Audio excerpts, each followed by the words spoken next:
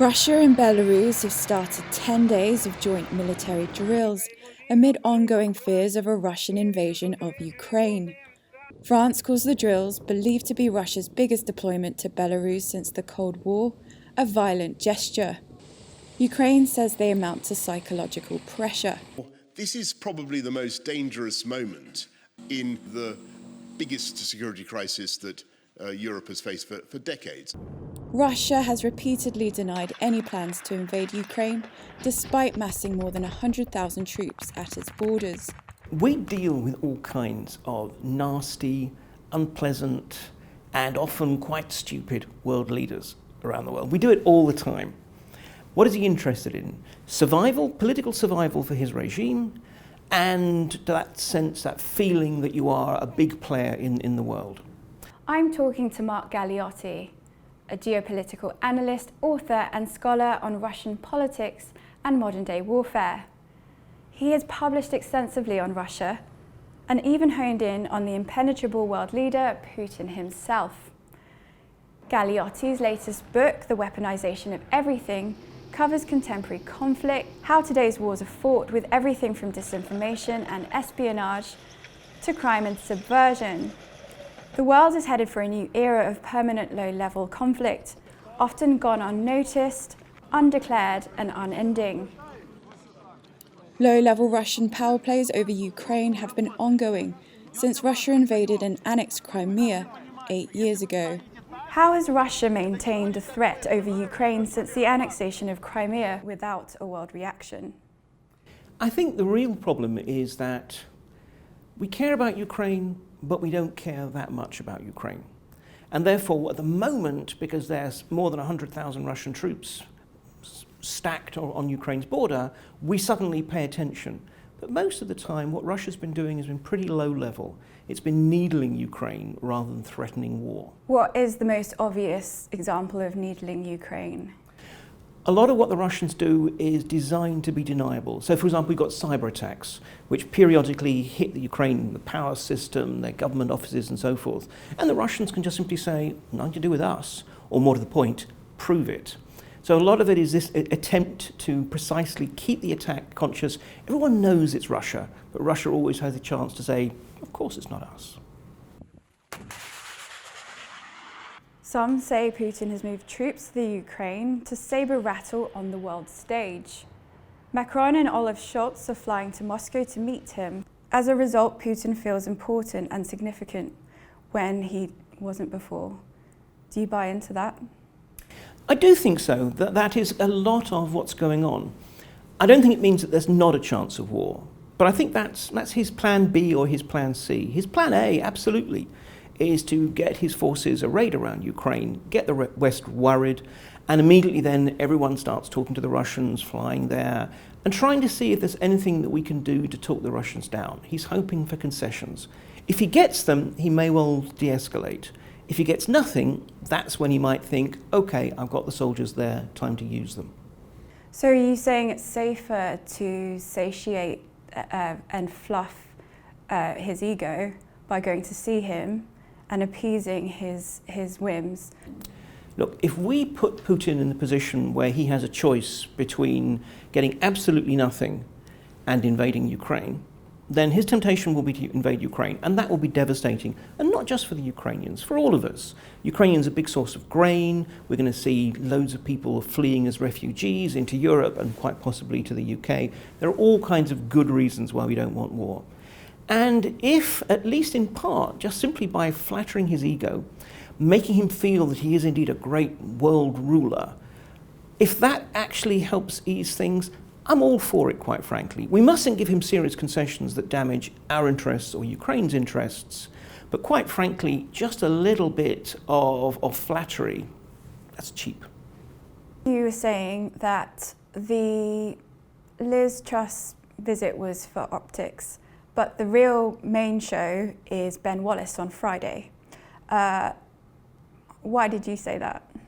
Well, I mean, my view is this. So Liz Truss has gone to meet her Russian counterpart, Sergei Lavrov, who is this really experienced, and he can be charming, but he also can be very, very hard-nosed. And Liz Truss went with clearly a very, very kind of confrontational mandate. She went there to tell the Russians what's what. Well, Lavrov's going to punch back in that situation. On the other hand, Ben Wallace is going to meet his Russian counterpart, who's Sergei Shoigu. Now, Shoigu is a really interesting figure in Russian politics. He's not a career soldier.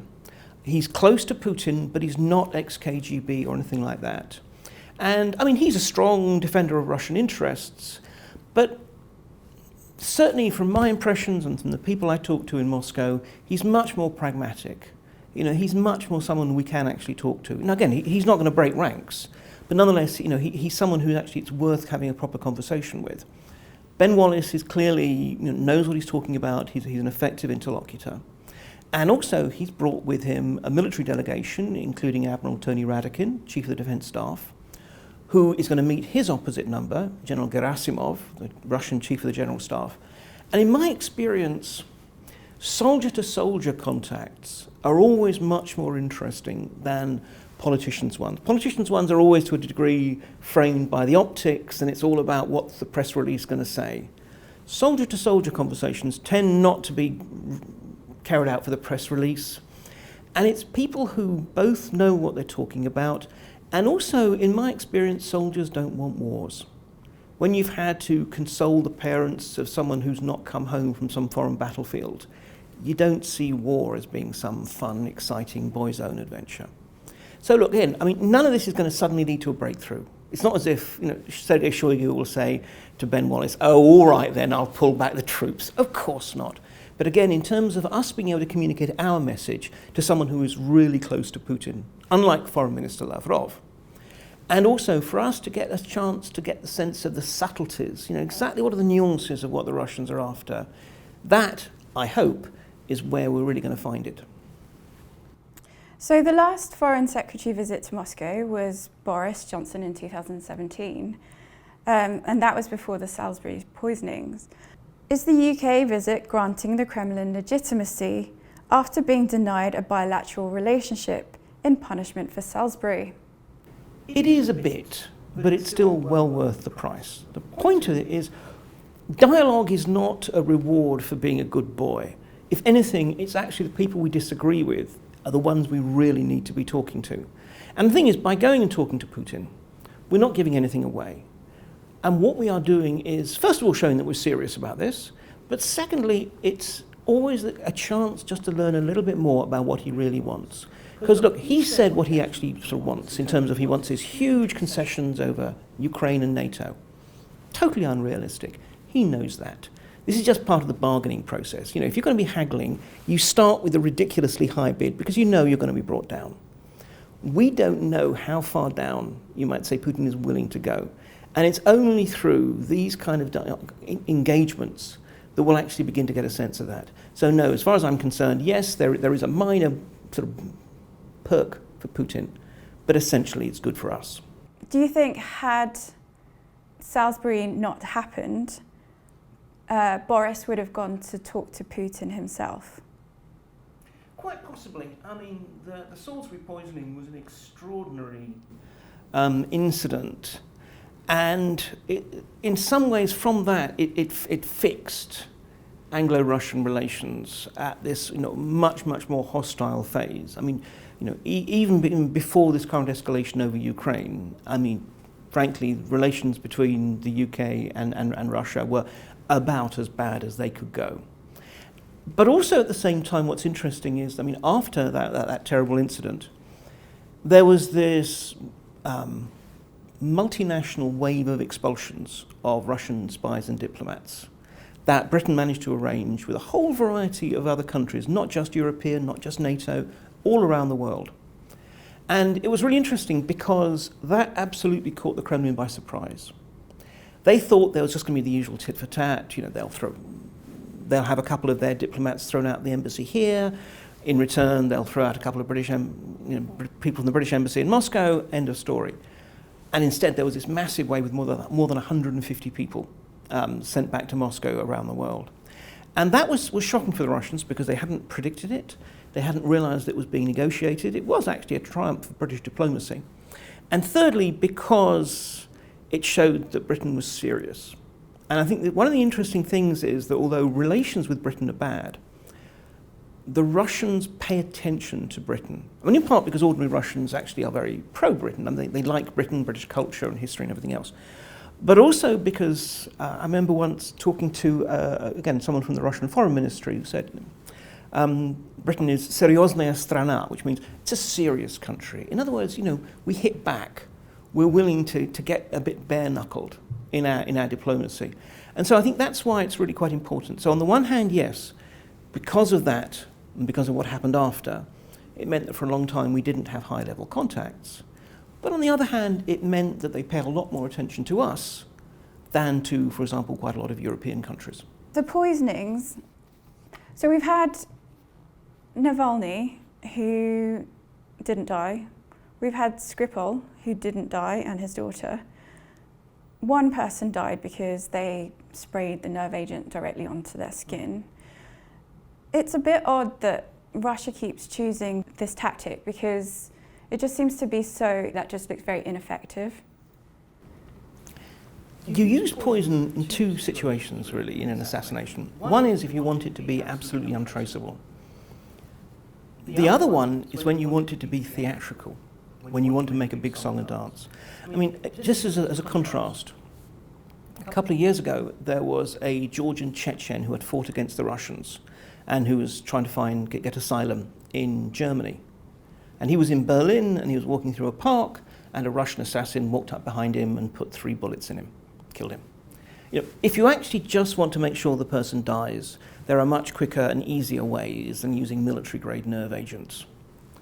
On the other hand, if you want it to be a big news extravaganza, if you want there to be days of news coverage of guys in big white hazmat protective suits going through every detail of someone's house, if you want perhaps the death to be a long drawn out one, such as again in Britain when they use radioactive polonium to kill this defector Litvinenko,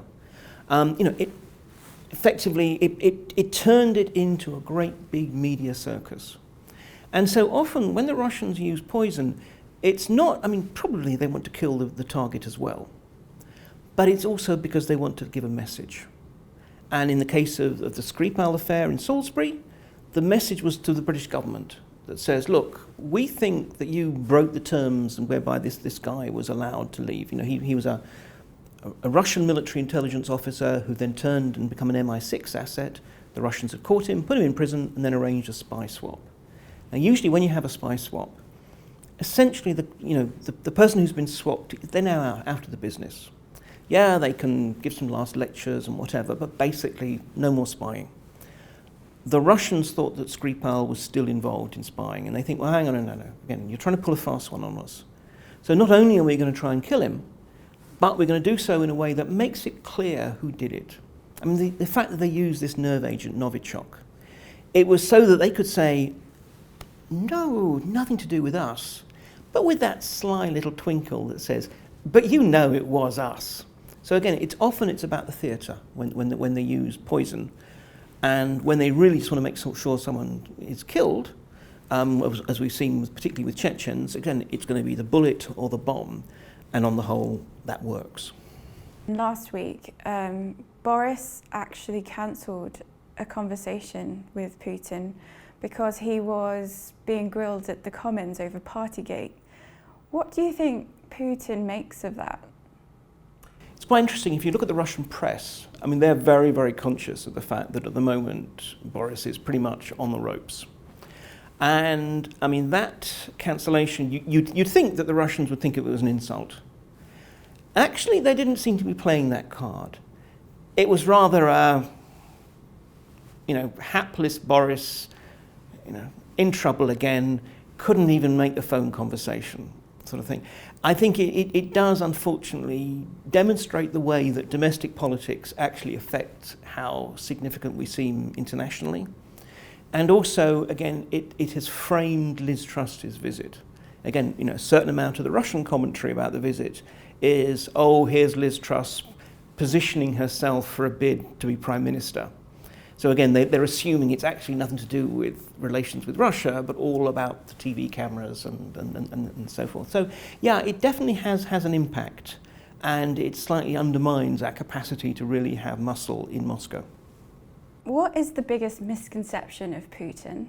The one that really bugs me the most is this idea that Putin is this grand geopolitical chess master, that he's worked everything out 15 moves in advance, and we're just stuck thinking, oh, what can we do against his amazing skills?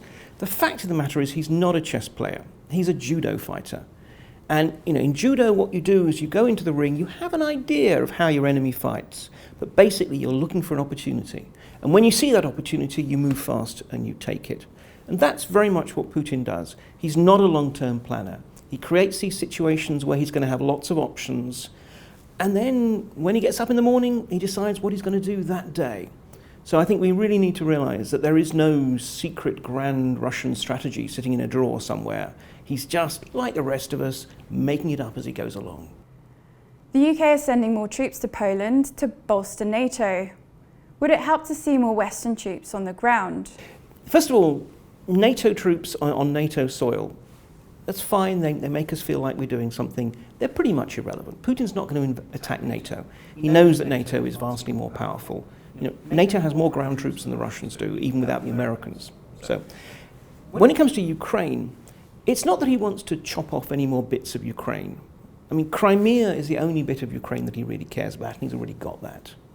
What he actually wants is to convince the Ukrainians that they are not going to be independent. They're not going to be part of the European Union. They're going to be part of Russia's sphere of influence. He doesn't want to have to run them day by day. He just wants them to recognize that they're under Moscow's control. And for that, he needs intimidation. I mean, unless he's actually going to invade all of Ukraine and occupy it from now until eternity, and that will be bloody and expensive and frankly unpopular at home. No, what he's trying to do is to get the Ukrainians to back down. And for that, he needs the theatre, he needs the show, he needs the every day there being a new news story about more Russian tanks going to the border. Is a diplomatic solution more or less likely than it was at the start of this year? I think it's more likely, but it's very hard to judge. I mean, the one thing we absolutely have no idea about is what is going on in the deep, dark recesses of Putin's brain. We don't know for certain how he's assessing it. But broadly speaking, what's interesting is we've got, on the one hand, a lot of pressure, a lot of the signs that we are willing to support Ukraine. Britain, for example, has given them anti-tank missiles, which is very important given that Russia has a very tank-heavy army. And also that there will be massive economic sanctions if they move. We had to spend enough time making it clear to Putin that this was serious. And at the same time, we actually had to engage the Russians in conversation, in dialogue, so that they felt they might get something that they want out of it. Frankly, the longer we talk, the better. So as far as I'm concerned, actually, although things could easily turn for the worse tomorrow or the day after tomorrow, but at the moment, we're in a better position than we were at the beginning of the year. Do you think the West has presented a firm and united stance? No, not enough. Some countries absolutely have. For example, and frankly, if one looks at Europe, we can see Poland, the Baltic states, and of course the UK have been very, very tough, making it very clear how important this was to them, and actually being willing to give direct assistance to the Ukrainians. Likewise, the Americans and the Canadians have also been very strong on this position. Continental Europe, very different picture. I mean, we see there are countries like Italy that don't really care that much about it, if I'm honest. There are countries like Germany, which frankly would rather this whole problem went away, especially because they want to be importing Russian gas through this brand new pipeline that they've just built. And then in France, we have President Macron, who clearly is thinking this is his big chance to show himself to be the foremost statesman of all of Europe. And so he's doing his own, in a way, one-man diplomatic offensive. And this is the problem, that we've got like half a dozen different policies coming from the European Union. And it's one of the reasons why whatever else the European Union does, it is nowhere when it comes to foreign policy. And frankly, it's why the Russians don't care about the European Union, because basically they know it's too divided to have any real muscle. So there's a lot to unpack there. So just going back to Macron's visit with the huge table, and it was absolutely, lots of people were actually saying that that was a negotiation ploy by the Kremlin. After he meets with President Putin, Macron declares there will be no escalation of military conflict. But immediately after, the Kremlin denied that Putin had made that pledge. Why do you think that happened? I think, well, there's a couple of points. One is, just to start with the first thing about the table, we know that Putin likes playing mind games with his interlocutors. I mean, like, this is the guy who, when he knew that the German Chancellor Angela Merkel is terrified of dogs, when she came to visit him, he let his big black lab Connie come and sort of join the conversation. In part that there is often an element of that. But on that point, I think the Russians felt that Macron was trying to basically bounce them, that he was announcing something that they hadn't said, in the hope that they would feel, oh, we're stuck now, we're going to have to go along with it. And this was their way of saying, no, we're the ones who do the mind games, don't you try it on us. And so I think they particularly pushed back hard because they wanted to make the point, now, if anyone's going to be playing mind games here, it's going to be us. Don't you try those kind of games on us. I think that his endeavour was slightly naive. I don't know if it was naive, because I don't know if he really believed he was actually going to be able to achieve anything, or again, go back to that magic word, optics, or whether he just wanted to give the impression that this was one world leader who was really trying to roll his sleeves up and get things sorted. I think that it was certainly unhelpful, and again, it was a crisis like this is not some place where you want to have someone grandstanding, and that's clearly what that was. Germany fails to confirm the axing of Nord Stream 2 if Russia invades Ukraine. Would you say, going back to Putin's judo days, would that be the chink in the armour? It's Germany. I think, in fairness, I'm going to actually have to give the Germans a bit of a break here. I mean, their point of view is this massive pipeline has been built. We need the gas. And that's one of the reasons, after all, one of the reasons why gas prices everywhere are so high is precisely because of contractions in supply. And they're saying, look, we want the gas so that the prices will go down. And they're thinking, well, it's fine for the Americans to say, oh, no, this pipeline won't work, because the Americans aren't getting gas from it. Quite the opposite. The Americans want to sell their liquid gas, which is quite expensive. And obviously, if there's a supply crunch in Europe, then more American gas is going to get sold. So I think there is an element in which the Germans are thinking that this is our pipeline, we get to decide what's what. But there is a point of actually, look, the modern German government, in many ways, it has a pretty anti-military sort of approach baked into it. They really genuinely don't believe that military force is a good solution. And I think they're very uncomfortable with a lot of the very tough rhetoric that's coming out of it. When it comes down to it, I don't think that the Germans would actually stand against the European and Western consensus. If there's going to be an invasion, then the Germans will put sanctions on. And frankly, I don't think that this pipeline will open. It's just that they're not happy with this slightly kind of macho, gung-ho rhetoric that you particularly get coming out of Washington and out of London. And so they look as if they're kind of backing away from it. This point about, in some ways, because of the prices, it's a kind of element of, well, yes, we want to punish Russia if it escalates, but do we want to let Granny freeze to death because she can't afford the gas at the same time? The Germans aren't saying we shouldn't be punishing Russia. They're just saying there are different ways we can punish Russia. I mean, they look at Britain and say, what about all this dirty Russian money that goes through the city of London? How about targeting that before you go after our gas? Everyone wants the pain, ultimately, to be someone else's problem. Putin is an ex-KGB soldier of the Soviet generation. How can the West negotiate with a leader that holds such outdated ideas of power? Look, we deal with all kinds of nasty, unpleasant, and often quite stupid world leaders around the world. We do it all the time. And I think it is really a question of appreciating that when it comes down to it, whatever Putin may think, and clearly he is exactly that generation who haven't quite dealt with the fact that they're no longer a superpower, can't quite cope with that. But when it comes down to it, look, he is a selfish, self-interested ruler like most. What is he interested in? Survival, political survival for his regime, and that sense, that feeling that you are a big player in the world.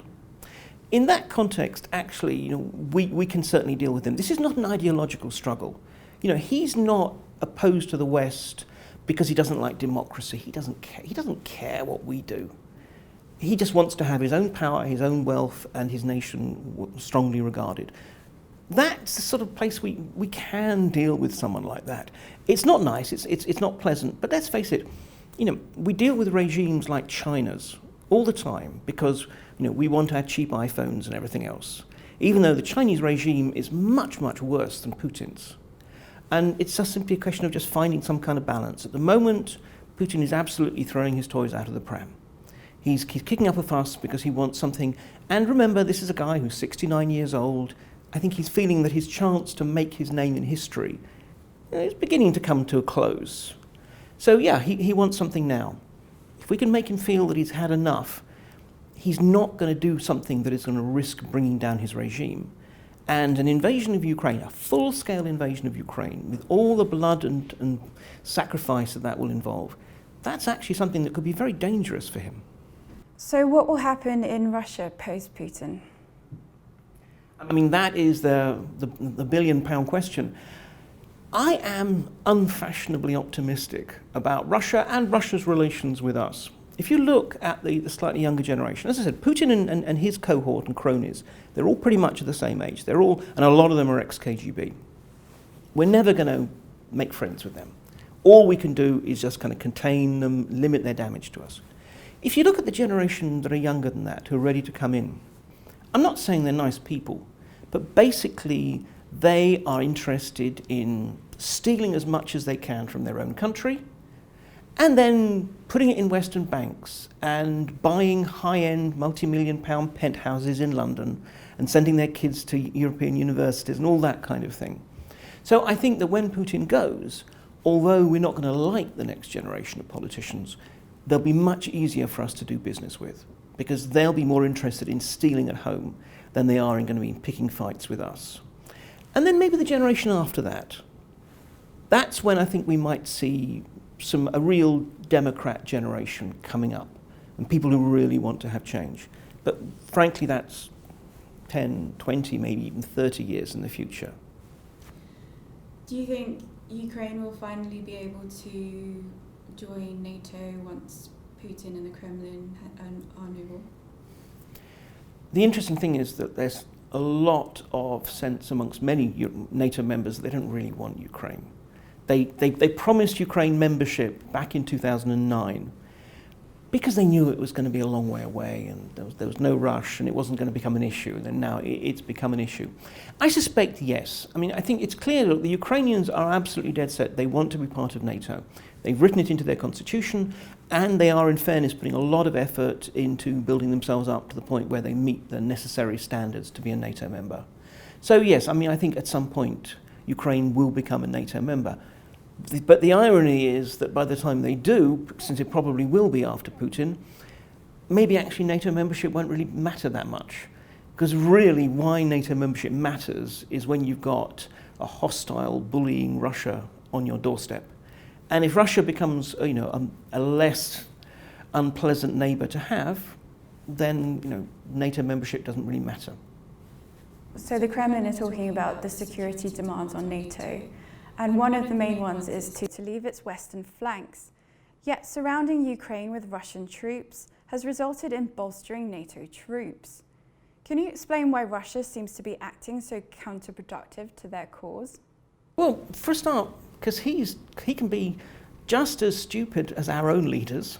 I mean, he makes mistakes too, and he often does. I think this is one of the problems. Two things, really. One is Putin doesn't really understand our other countries. Remember, yes, he was in the KGB, but he wasn't, we think of KGB and we think of sort of sophisticated super spies. First of all, he had a mediocre career in the KGB. He was a kind of solid B. And secondly, he was never really a foreign intelligence officer. He wasn't a spy. He was really more of a secret policeman than anything else, monitoring Russians. So, he never had the chance to really get to know foreigners and get to know how other countries work. And secondly, look, over the time, like most authoritarian leaders, he surrounds himself with a crony of yes men, a collection of yes men who basically don't challenge him. So I think this is one of the reasons why he gets the outside world wrong often. Again, this is part of this notion of we mustn't think he's this super mastermind. Ukraine, he's totally misplayed Ukraine. Ukraine is now more united than it has been at any point in its recent history. Likewise, the West. Even countries that historically have been much, much less keen on sanctions and pushing back against Russia are now kicking and screaming in some cases, but they are now getting more serious about Russia. No, I think in the grand scheme of things, Putin has actually been playing a bad hand. It's just that at the moment, we have a tendency to always assume that he's somehow smarter than us. And the other thing is, though, he thinks that essentially America runs everything. Again, it's mirror imaging. He thinks, look, if I had this military alliance with all these smaller countries connected to me, I'd make damn sure they did what they were told. So he assumes it's the other way around. This is why he wants to negotiate with the Americans, because he thinks that they basically run everything. And so this is why I don't think he understands what's going on in Europe, because he sort of somehow thinks that basically the European countries, they'll just do what they're told. Again, I mean, this is a man who, is clearly no fool himself. But on the other hand, he doesn't really understand the dynamics, the complexities of foreign policy. And he's not listening to his own diplomats. This is the thing that really is interesting, talking to Russian diplomats, when I'm talking to them off the record and so forth. They admit that even their foreign minister Lavrov, who's meeting Liz Truss, he's a legend in diplomatic circles. But he can't go to Putin and tell Putin, no, this is wrong. He's stuck in this, basically in political Siberia. Why do you find the term hybrid warfare such an unhelpful one? I think because hybrid war is a stupid term. Look, the idea of hybrid war is it's about when you have a conflict that mixes the kinetic, which in other words, the shooting and blowing things up, and the non-kinetic, disinformation, propaganda, cyber attacks, all that kind of thing. And the reason I think it's a stupid term is because every war in history has been hybrid. It's only in video games that you win by killing every single one of the enemy's soldiers. In practice, all wars are fought with a mix of attempts to undermine the enemy's will to fight, as well as fighting in battle. So I think that's why it's just not a helpful term. We should realise that just warfare is changing, but it's still warfare.